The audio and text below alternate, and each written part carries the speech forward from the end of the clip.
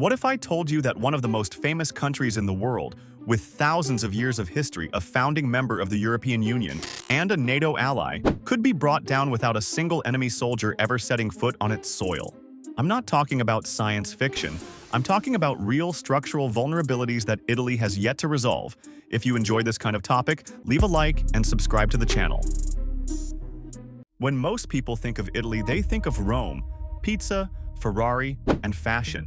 And all of that is real. But beneath that image lies a country that has carried deep structural problems for decades. Problems that other European countries have managed to overcome.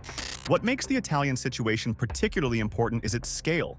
Italy is not a small country. It is the third largest economy in the Eurozone. If Italy collapses, the consequences will spread across the entire continent. Italy's history is defined by conquests, divisions, and reconstructions. For centuries, the territory was fragmented into dozens of kingdoms.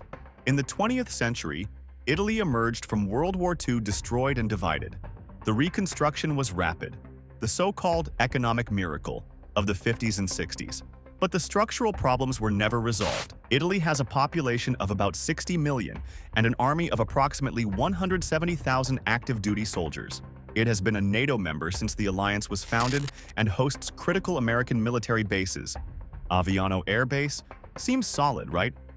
But Italy doesn't produce its own next-generation fighter jets. It has no nuclear weapons, and it spends only 1.5% of its GDP on defense, well below the 2% target required by NATO. Italy has a geographic shape that everyone recognizes the boot, and that boot creates a serious logistical problem. The country is long and narrow. The industrial north is separated from the south by hundreds of kilometers.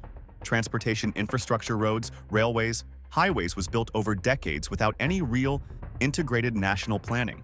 The result is a network with clear bottlenecks. The crossings of the Apennines, the mountain range that divides the country north to south, concentrate traffic into a few critical tunnels and viaducts. If these points are compromised, the country splits in two. The wealthy north becomes isolated from the south. Supplies don't arrive. Reinforcements don't move.